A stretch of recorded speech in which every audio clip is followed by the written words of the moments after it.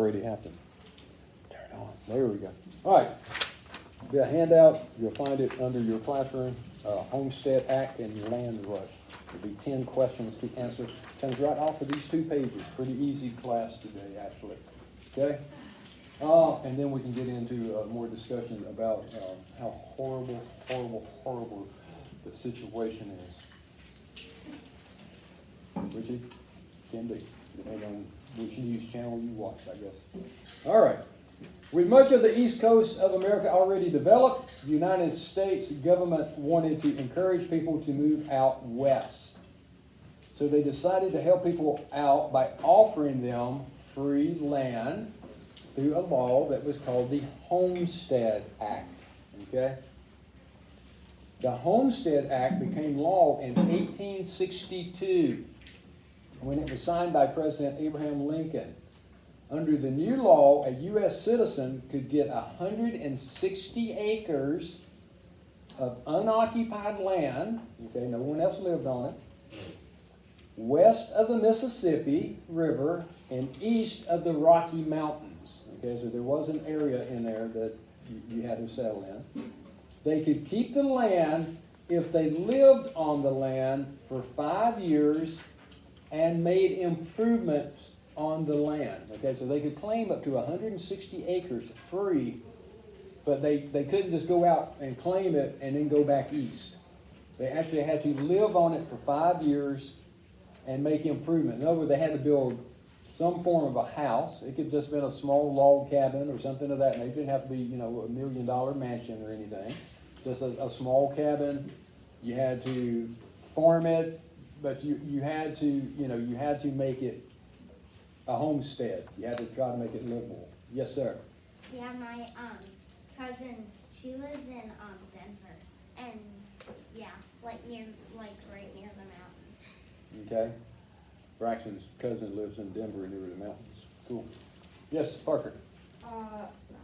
So basically you guys are getting a whole bunch of land, they're making it better, and then, so they're basically just doing like a renovation to it, and then they get it all. They get it all. 160 acres of land. House flippers, except in the 1800s, we actually buy the land yourself and you have to build it from the ground up. Okay.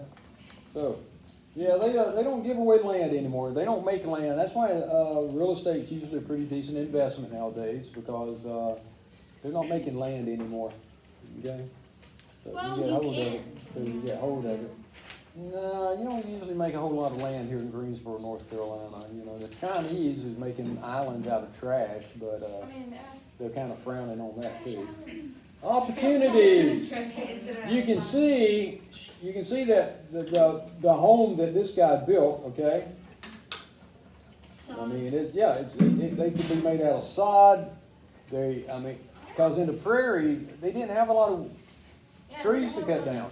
So they made them out of sod and stuff to that It's so nature, okay? firm that you can just Yep. cut out a block. You need to pull The it out. covered wagons, the cover of the wagon, a lot of times was used as a temporary roofing system for the homes that they built until they could get the roof They also built. got moved out a lot because of wildfires. Yeah, they weren't as prominent back in these days as they are today. Yeah, but still, they were pretty huge. Now Well, yeah, I mean, they usually get prairie fires. I mean, if the lightning strikes a dry area and you got the prairie grass, yeah, you could get fires going. Absolutely. Okay. Homesteading was a great opportunity for many people, especially immigrants just moving to the United States. Anyone who was over 21 years old could own the land. Okay. This included former slaves, immigrants, and single women, which, remember, women back in these days are not always thought of as equals either, okay?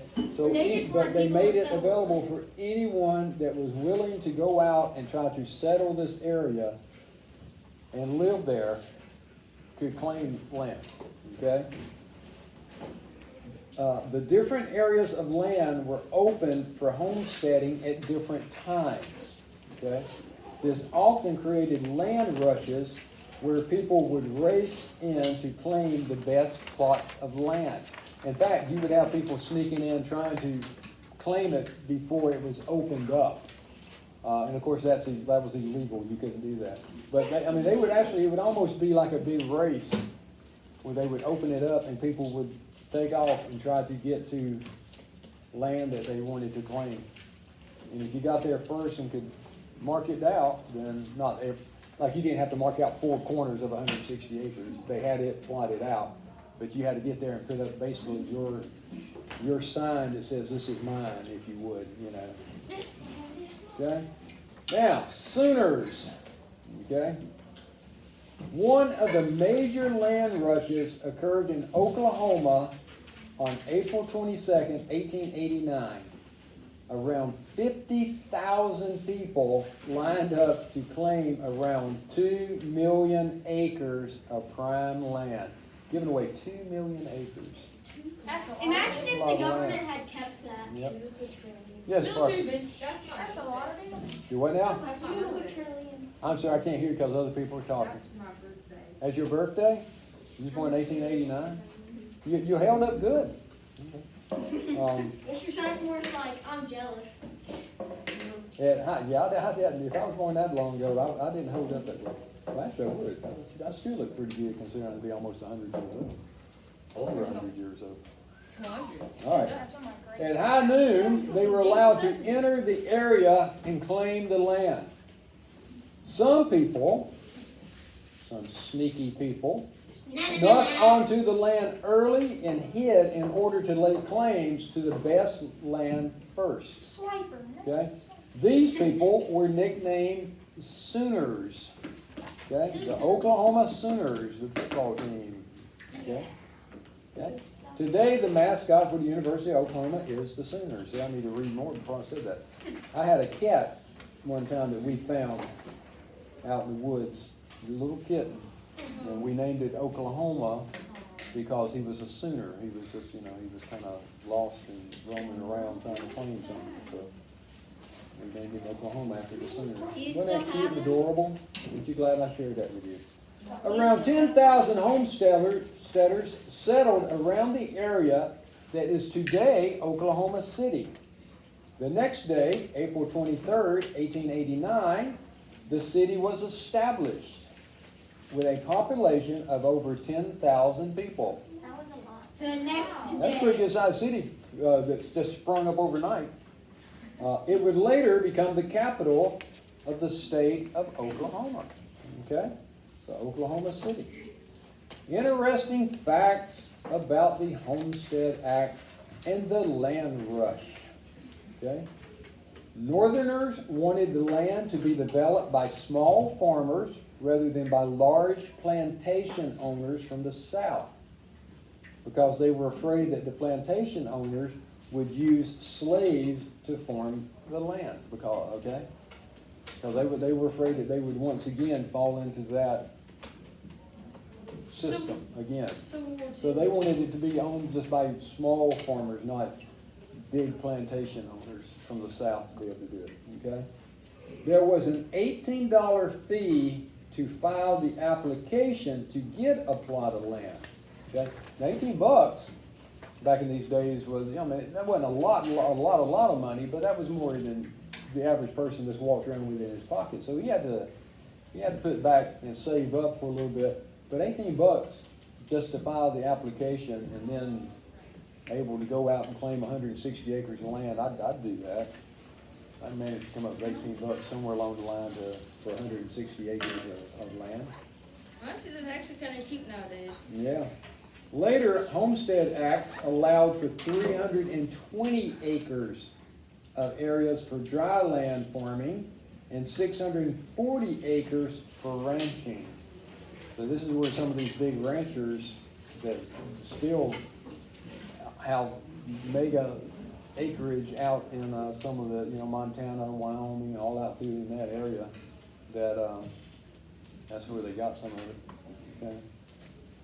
By 1934, 270 million acres of land had been given away by the United States government. That's around 10% of the entire United States. What about that 90% though? Yeah, well, the other 90% was, a lot of it was back east, a lot of it had been settled already going out. And of course, this didn't go all the way to the west coast at this point, okay? Homesteading ended in 1976, except in Alaska where it ended in 1986. Now, that doesn't mean that the government didn't have it open, they just didn't close the books on it. You still couldn't go out and claim, land anywhere, it was all, you know. Yes, Parker? Do they take away your land like since it ended in 1976, say you started like 1973 or something? You've been like 43 years there. Now, they basically, when it says it ended in 1976, I can assure you, no one was going out laying claim to, their 160 or 320 acres of land in 1976. They just hadn't closed the book on it yet. That's all. It was still on the books, but it wasn't active. The government had to open the land up in order for you to claim it. You couldn't just go out and lay claim. Yeah. So, yeah. So they finally got around to closing the book on it at that point in time. In the book, Little House on the Prairie, Laurel Ingalls' dad claimed a homestead in Kansas. Okay, so that's how he got it. That's where that book got its start. Okay? Now, we're going to answer her question. Bye-bye.